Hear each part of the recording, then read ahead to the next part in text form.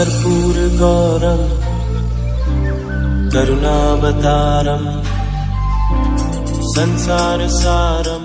ओम शिवाय, जय माता दी। पुनः स्वागत है आप सभी का। चलिए हमारा विषय ले लेते हैं। सूर्य देव जो है, अगर आपकी लग्न कुंडली में 10th सेक्शन पे विराजे हुए हैं तो स्कैनिंग के पैनल के अनुभव अनुसार क्या क्या प्रभाव पड़ता है। मूल समझ लीजिए, सूर्य देव का केवल स्कैनिंग विद्या में स्कैनिंग विद्या जो है साधना मार्ग से बाहर निकल के आई है। ज्योतिष विद्या से किसी भी प्रकार का कोई भी लिंक नहीं है। जो गणनाएं हैं वो बहुत अलग हैं और स्कैनिंग की कैलकुलेशन हर एक कुंडली पे निजी बनी रहती है। वह जो कैलकुलेशन है वह उसी के पास सुरक्षित रहेगी, दूसरे जातक के पास कभी भी नहीं जाती है। फिंगरप्रिंट जैसे अलग रहते हैं उसी प्रकार से।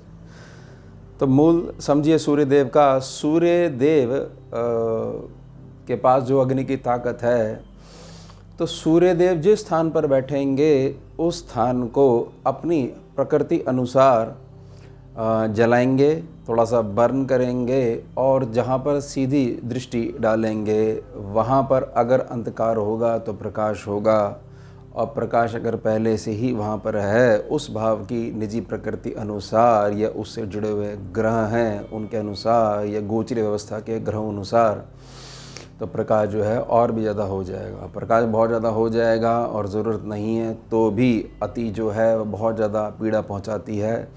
तो मूल समझिएगा कि पूर्वजों का साथ नहीं होगा और जातक अपने दम पर जिएगा। इस बात को समझिएगा कि जैसे ये प्रार्थना करी गई कि सूर्यदेव की मूल प्रकृति है, जहाँ बैठेंगे उस जगह को जलाएंगे, ये समझ लीजिए कि उस जगह पे आग लगेगी।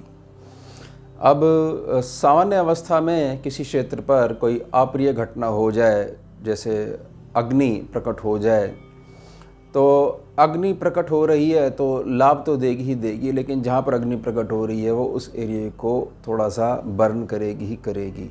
मैं ये नहीं कह रहा हूँ कि पूरे का पूरा जो भाव है, क्योंकि भाव जो है 10th सेक्शन जो बहुत सारी चीज़ों को रिप्रेजेंट करता है, तो कुछ ना कुछ जल सकता है। अब ये बहुत पॉजिटिव भी हो सकता है, क्योंकि साधन नहीं मिल पा रहा था, बहुत सारी एनर्जीज जो है 10th सेक्शन से रिलेटेड हैं, तो सूर्यदेव ने वहाँ पर बैठकर उनको जला दिया। समझिएगा इस बात को। इसको केवल ऐसे मत लीजिएगा कि जलना बहुत बुरा है और जहाँ पर प्रकाश जा रहा है वह बहुत अच्छा है। ये समझना पड़ेगा, यही प्योर मेटाफिजिक्स है, यही कुंडली की स्कैनिंग है। अब यह जो भाव है, यह भाव इस बात को समझिएगा कि पूर्वजों का साथ क्यों नहीं होगा। पूर्वजों का साथ इसलिए नहीं होगा कि दैनिक अवस्था में जो पितरों का, अगर पितर हैं, नहीं तो पूर्वज तो सभी के होते हैं, पितर हो भी सकते हैं और नहीं भी हो सकते हैं, दोनों में अंतर होता है। दैनिक अवस्था में पितरों का और पूर्वजों का जो आशीर्वाद आपके पास नित्य क्रिया में आना है, वह नित्य क्रिया जो है प्रभावित होगी। वह कितनी ज़्यादा प्रभावित होती है, तो जब तक निजी कुंडली की स्कैनिंग नहीं करी जाती तब तक क्लियर नहीं हो पाएगा। अब जब वो प्रभावित होगी तो एक प्रकार से जो आपका पूर्वज है और आपका पितर है आपकी मदद करना चाह रहा है, आपको इशारे देना चाह रहा है, लेकिन सूर्यदेव की पोजीशन के कारण बहुत सारी चीज़ें उसकी कट गई हैं। अब ऐसे में जातक बहुत ज़्यादा सामान्य स्वभाव का नहीं हो सकता है, और जातक ऐसा भी नहीं हो सकता है कि बहुत ज़्यादा सुख देखेगा, यानी कि संघर्ष उसको देखना ही पड़ेगा। और अगर वह अपने आप को साध लेता है, अपने आप को तैयार कर लेता है, तो वह जातक अपने दम पर ही जीता है। अगर वो जो है इस दुनियादारी के लेसन जो है लर्न कर लेता है, तो जहाँ पर सूर्यदेव का प्रकाश जा रहा है, यानी सुख स्थान पे 4th सेक्शन पे जा रहा है, उससे संबंधित हर एक चीज़, यानी कि उसकी निजी प्रसन्नता और भौतिक सुख जो भी है उससे रिलेटेड वह सेक्शन पे जो प्रकाश डलेगा वह जातक की मेहनत के अनुसार डलेगा ही डलेगा।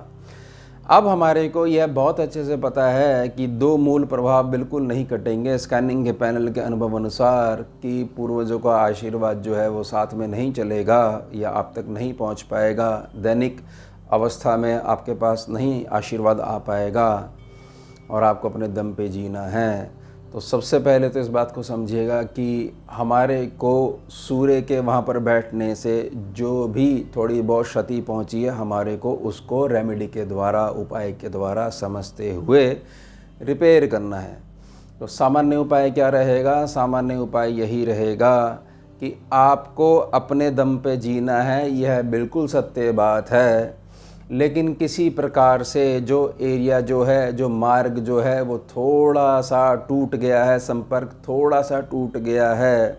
एक पुल जो है वो आपस में जो संदेश को पास करता था वह प्रभावित हो चुका है, तो उसकी रिपेयर आपको करनी है, जिससे कि आपकी आगे आने वाली पीढ़ियां, जैसे आप वंचित रहे पितरों के आशीर्वाद से, पूर्वजों के आशीर्वाद से, और व्यर्थ में आपने संघर्ष देखा, वह आपकी आने वाली पीढ़ियों को, आपके बच्चों को नहीं देखना पड़े।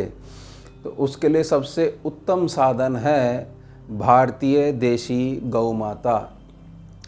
यानी कि भारतीय देशी गौ माता है वह किसी भी रंग की हो सकती है, लेकिन देशी गौ माता ही होनी चाहिए।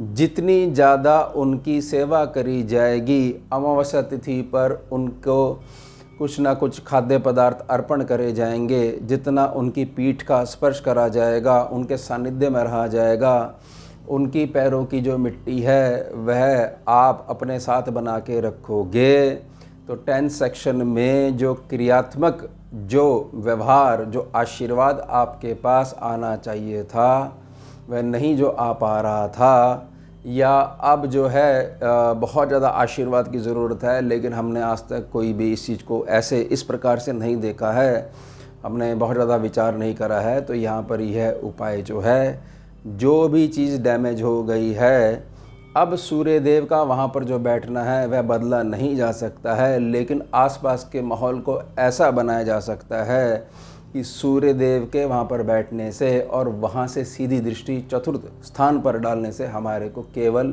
और केवल लाभ ही लाभ पहुँचे, और ये लाभ निरंतरता में हमारी आने वाली पीढ़ियों को भी प्राप्त होता रहे। इस बात को बहुत अच्छे से समझ लीजिएगा।